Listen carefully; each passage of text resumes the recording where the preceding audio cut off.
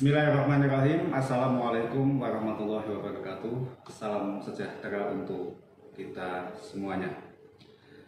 Anak-anak yang saya cintai dan saya banggakan, pada forum ini kita akan membahas atau memperbincangkan hal keseharian yang sudah sering kita dengar, yaitu tentang kurikulum.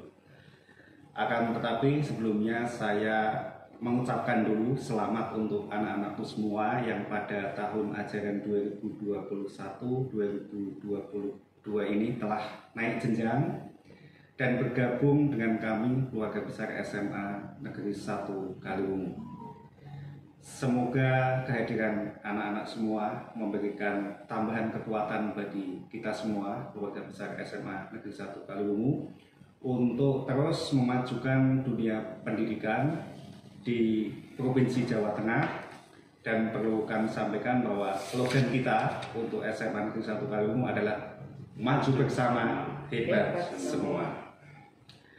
Dan perlu saya sampaikan untuk anak-anak, saya disclaimer dulu untuk kegiatan pada kesempatan kali ini, bahwa kegiatan kali ini kita telah menerapkan protokol kesehatan sesuai dengan pedoman yang dari pemerintah, bahwa seluruh kru dan narasumber yang terlibat pada kesempatan kali ini telah menerapkan protokol kesehatan, memakai masker, menjaga jarak, dan juga memakai hand sanitizer. Bahkan kita semua sudah melakukan vaksin 2 kali, Bapak Ibu.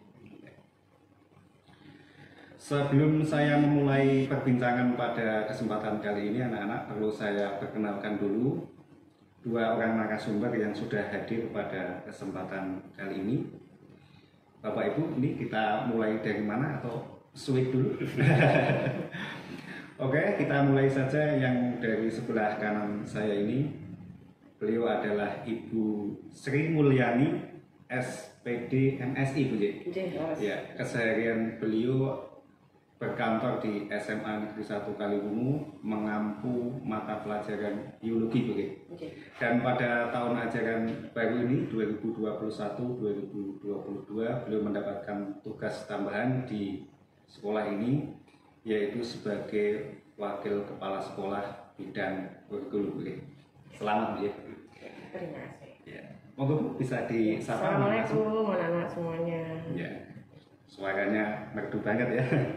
Untuk yang berada di sebelah kiri saya, ini adalah Bapak Suratno. Ini Bapak Suratno ini kesehariannya sama, beliau berkantor di SMA Negeri 1 Kaliwungu dan mengampu mata pelajaran matematika ini. Beliau selain sebagai guru mata pelajaran matematika, juga menjadi salah satu tim di kurikulum SMA Negeri 1 Kaliwungu, tepatnya adalah bagian staf kurikulum bidang penilaian, Pak. Ya. Dan beliau juga pernah menjadi salah satu dari instruktur nasional untuk kurikulum 2013 yang telah di-launching oleh pemerintah pada tahun ajaran 2013-2014. Baik anak-anak semua yang saya cintai, bahwa pelaksanaan kurikulum 2013 yang telah diluncurkan oleh pemerintah sejak tahun ajaran 2013-2014 telah berjalan sekitar 8 tahun dengan segala dinamika dan juga perubahan-perubahan yang telah dilakukan demi kesempurnaan pelaksanaan dari kurikulum 2013 tersebut. Pada kesempatan kali ini, tema yang akan kita perbincangkan bersama 2 orang narasumber kita, kebijakan kurikulum 2013 jenjang sekolah menengah atas dan pelaksanaannya di SMA Negeri 1 Kaliwungu. Bapak Ibu, langsung saja masuk kita ke pembahasan ya. Pak Ratno, setidaknya dalam 20 tahun terakhir ini, pemerintah kan telah meluncurkan 3 paket kebijakan kurikulum yang dimulai pada tahun 2004 adalah dikenal dengan KBK atau kurikulum berbasis kompetensi saja. Kemudian tahun 2006 pemerintah meluncurkan kembali yang dinamakan dengan KTSP, Kurikulum Tingkat Satuan Pendidikan. Dan pada tahun 2013 pemerintah kembali meluncurkan satu kebijakan baru, yaitu Kurikulum 2013. Barangkali Pak Ratno bisa menjelaskan tipikal atau karakteristik dari masing-masing kurikulum tersebut. Pak. Baik, terima kasih Pak Jamin atas tadi perkenalannya. Dan jadi host kita kali ini namanya Bapak Jamin. Jadi beliau juga kebetulan sama dengan saya mengampu mata pelajaran matematika, dan beliau ini adalah host kondang juga ya, sudah melanglang buana di mana-mana sebagai host. Terus juga sebenarnya beliau itu adalah teman saya sejak kecil ya, dari teman SMA atau SMA dulu ya Pak ya. Terus ya dalam keseharian bekerja juga kita bareng-bareng, dan kebetulan pada tahun ini pun juga sama, beliau menjabat sebagai staf kurikulum di SMA Negeri 1 Kaliwungu. Jadi 3 orang ini sebenarnya memang sudah tepat membidangi itu.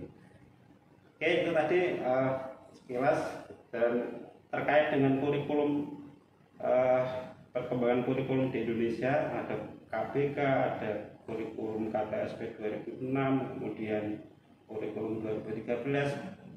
Sebenarnya ketika ditanya perbedaannya itu malah sebenarnya cenderungnya adalah pada kesamaannya. Oh gitu Pak ya. Apa itu? Kalau untuk perbedaannya itu sebenarnya hanya pada istilah dan langkah-langkah teknisnya saja. Jadi ya, tapi rohnya pada pembelajaran dan penilaiannya itu sebenarnya hampir sama. Jadi kalau digaungkan di K13 itu pendekatan saintifik ya Bu ya. Sebenarnya di KBK pun juga sudah ada, kemudian juga di KTSP 2006 juga sudah ada, hanya saja istilahnya mungkin berbeda. Termasuk juga di penilaian 2013 itu namanya penilaian autentik.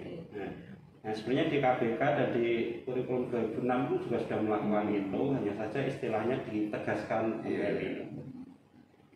Jadi kalau membahas perkembangan kurikulum itu sebenarnya ya lebih ke arah penyempurnaan terkait dengan perkembangan yang terjadi, tapi untuk ruh dan konseptualnya itu sebenarnya hampir sama. Gitu Pak ya. Gitu, artinya bahwa setiap tahapan kurikulum itu sebenarnya adalah berkesinambungan Pak ya. Tidak akan mungkin dari satu kurikulum pindah ke kurikulum yang lain, itu meniadakan dari peranan-peranan kebijakan sebelumnya. Tapi banyak dulu itu plesetan ya Pak Ratno ya. Kalau KBK itu katanya kurikulum berbasis kebiasaan Pak Ratno. Terus kalau KTSP itu disingkat KT siapa ya? Terus kalau kurikulum 2013 itu disingkat Kurtilas, tapi diplesetkan jadi kurang teliti dan malas Pak. Padahal esensi dari kurikulum itu adalah sebenarnya untuk menjawab tantangan yang dihadapi oleh sebuah bangsa, khususnya di dunia pendidikan. Nah terus Pak Ratno, ini kan spesifik kita di kurikulum 2013 itu sebenarnya apa sih Pak yang menjadi latar belakang, atau kalau istilah orang-orang itu adalah asbabun nuzulnya pemerintah meluncurkan paket kurikulum 2013 ini Pak? Jadi kata kuncinya itu adalah perubahan. Jadi karena perubahan itu kan suatu keniscayaan, jadi tidak bisa kita tolak. Maka akhirnya di dunia pendidikan pun juga harus melakukan hal yang sama.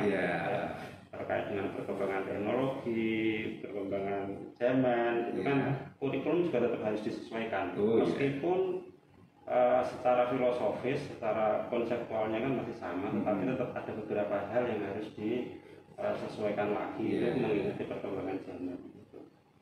Ya intinya bahwa sesuatu itu diluncurkan adalah untuk menjawab tantangan kekinian yang dihadapi oleh sebuah bangsa ya.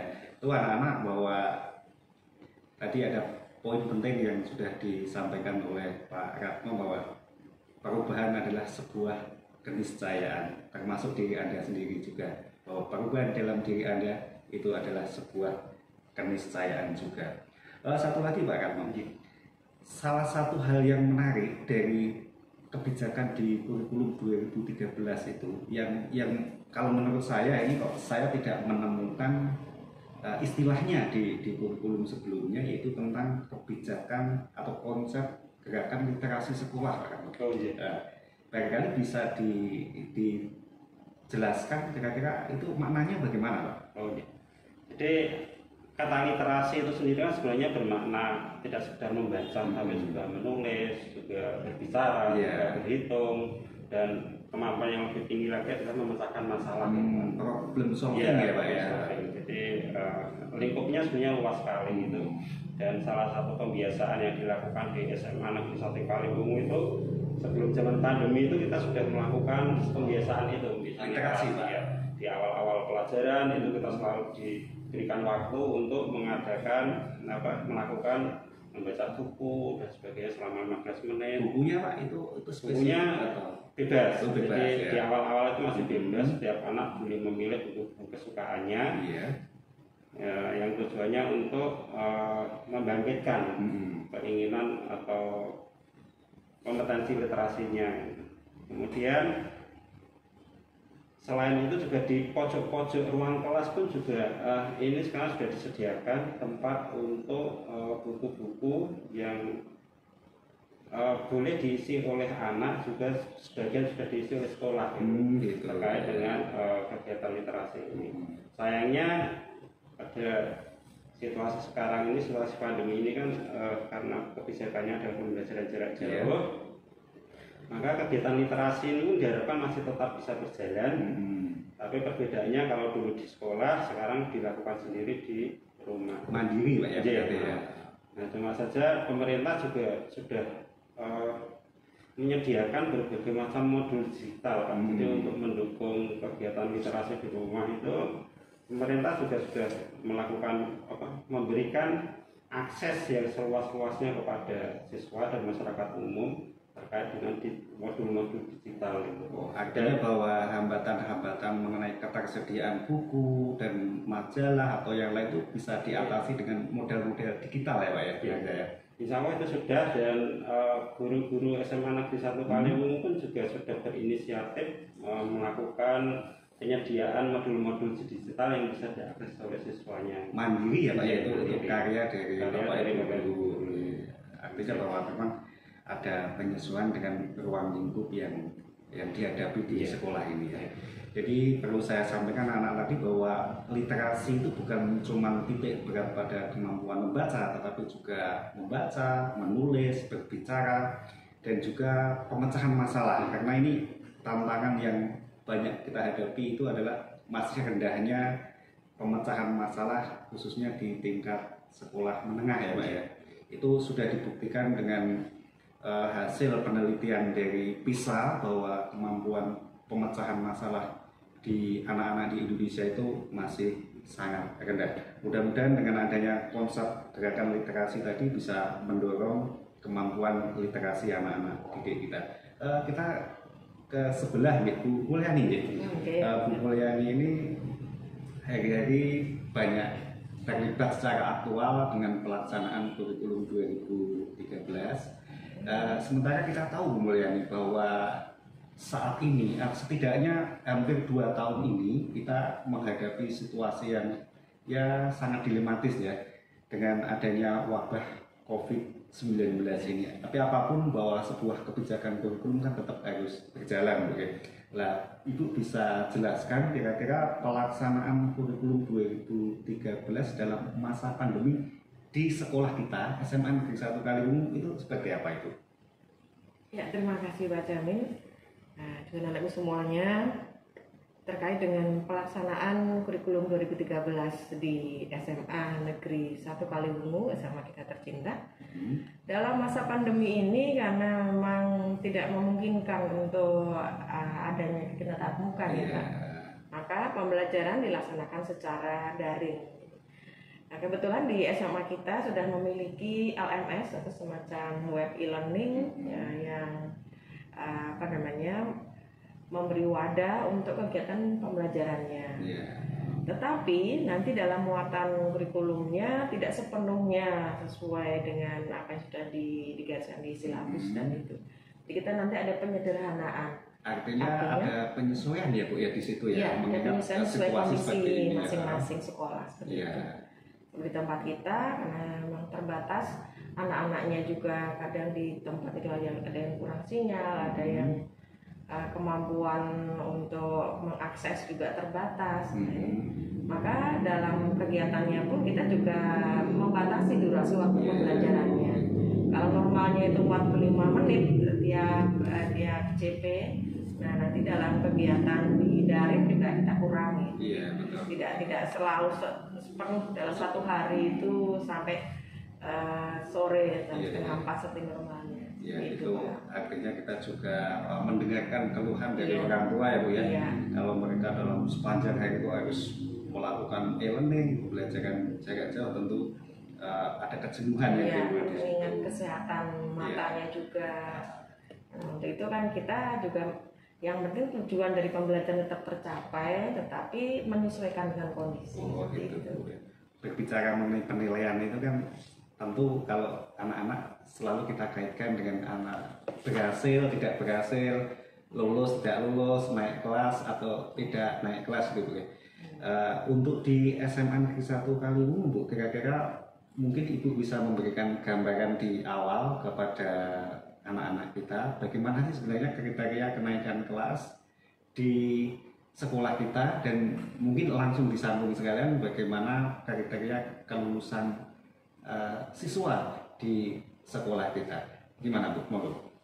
Ya baik, untuk syarat kenaikan tentunya kalau naik jenjang lebih tinggi tidak serta-merta langsung bisa diikuti, itu harus memenuhi beberapa kriteria.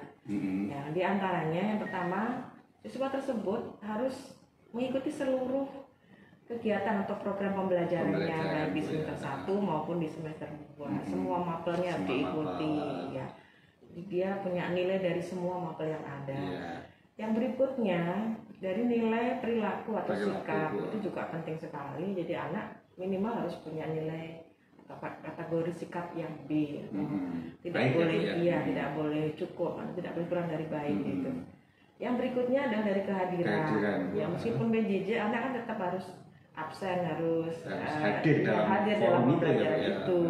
Ya minimal ada 85% seperti itu. Andaikan nanti berhalangan hadir, kita harus memberitahukan pada wali kelas atau juga BK-nya. Istilahnya ada izin ya Bu Iya, ya, seperti alasannya. itu. Jadi misalnya ada halangan di sinyal atau mungkin habis kuotanya atau apa, dia harus memberitahukan lebih dulu gitu.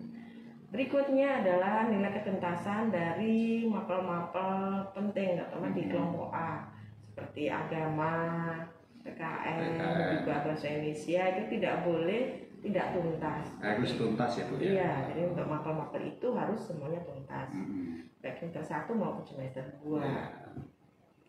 Yang berikutnya dinilai kekhasan atau di peminatannya. Misalkan dia jurusan IPA, berarti di fisika, kimia, biologi, matematika ini tidak boleh tidak tuntas. Harus tuntas ya Bu ya. Demikian pula yang di IPS, kan nilai mapel di kekhasannya dia IPS juga harus tuntas semua.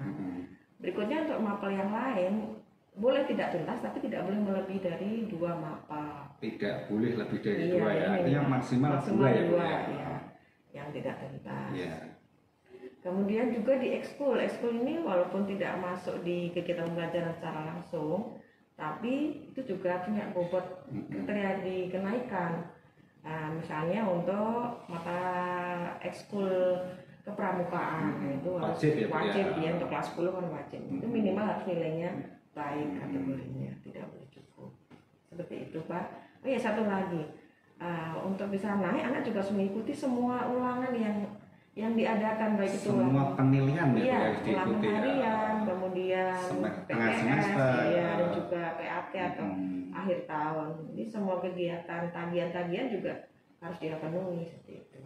Ya, jadi untuk bisa naik atau bisa lulus sebenarnya intinya harus mengikuti seluruh pembelajaran dan program yang telah diputuskan di SMA Negeri 1 Kaliwungu, kehadiran juga harus memenuhi syarat, ekstrakurikuler juga harus diikuti. Saya yakin jika anak-anak semua nanti selama di SMA Negeri 1 Kaliwungu patuh terhadap semua kebijakan yang diputuskan, insya Allah semuanya akan naik atau lulus ya Bu ya. Pak Ratno, ini mungkin sesi terakhir saya ingin menanyakan ke Pak Ratno dan juga mungkin Bu Mulyani nanti bisa memberikan penguatan. Satu hal yang khas dari SMA kita itu kan Bapak Kepala Sekolah telah mencanangkan bahwa sekolah kita ini memiliki suatu sekolah yang punya kekhasan tersendiri atau kita mengatakan sebagai SMA atau semangka batik ya Pak ya, yaitu SMA Negeri 1 Kaliwungu berbasis teknologi informasi dan komunikasi serta penguatan adiwiyata Pak ya. Nah, kita fokus ke semangka batiknya saja. Di dalam semangka batik itu ada dua hal yang setidaknya perlu dijelaskan ke anak-anak, yaitu mengenai SMS dan LMS, School Management System sama Learning Management System. Mungkin bisa dijelaskan gambarannya Pak Ratno terhadap dua hal tadi. Jadi ini Pak Jamin, pada saat sekarang ini tahun pelajaran ini sekolah kita ini baru pada tahap menerapkan LMS, Learning Management System. Jadi untuk SMS itu kan lebih menyeluruh lagi. Jadi sistem sekolah ya Pak ya. Itu nanti akan menyangkut keterlibatan dari administrasi sekolah, TU karyawan, termasuk juga orang tua, pelibatan masyarakat juga. Masyarakat ya Pak ya. Hingga itu dibutuhkan waktu yang tidak sedikit untuk menyiapkan itu, tapi kita sudah mengarah ke sana. Program sudah berjalan ya Pak ya. Sedangkan untuk tahun ini fokus kita adalah mematangkan LMS yang sudah berjalan dengan beberapa penyempurnaan, diantaranya ya memberikan konten-konten yang lebih kaya lagi gitu, yang bisa diakses oleh anak sehingga pembelajaran menjadi lebih menarik dan lebih menantang lagi. Variasi ya Pak ya, variasi konten ya. Bu Mul bisa menambahi tentang semangka batik ini mungkin? Ya, saya sependapat tadi dengan Pak Ratno, karena kita fokusnya di LMS, yaitu untuk perbaikan cara-cara kegiatan pembelajarannya, baik nanti di kegiatan ekstrakurikuler maupun di kegiatan intrakurikulernya. Seperti itu Pak. Anak-anak, tak terasa perbincangan kita sudah di penghujung, tampaknya tak terasa Bapak Ibu ya. Dan saya mengucapkan terima kasih dan apresiasi yang setinggi-tingginya untuk kedua narasumber kita ini yang tadi telah menjelaskan secara detail gambaran dari kebijakan kurikulum 2013 dan pelaksanaannya di sekolah menengah atas, khususnya di SMA Negeri 1 Kaliwungu. Terima kasih Bapak Ibu ya. Anak-anak semuanya, ada sebuah ungkapan yang mengatakan bahwa tidak ada waktu yang ideal untuk memulai sesuatu. Waktu yang ideal adalah sekarang ini. Saat ini memang kita menghadapi banyak kesulitan, banyak tantangan, banyak hambatan di sana sini. Tetapi itu tidak menjadikan dasar bagi kita untuk kita terus menjadi menyerah atau kita menjadi lemah. Justru dengan hambatan dan tantangan itulah kita akan menjadi belajar lebih kuat, lebih tegar menghadapi situasi, dan kelak kita akan menjadi pemenangnya. Dari kami, tim kurikulum SMA Negeri 1 Kaliwungu mengucapkan selamat bergabung, selamat belajar, semoga di hari yang akan datang kita menemukan keadaan yang lebih baik lagi. Terima kasih. Wassalamualaikum warahmatullahi wabarakatuh. Waalaikumsalam warahmatullahi wabarakatuh.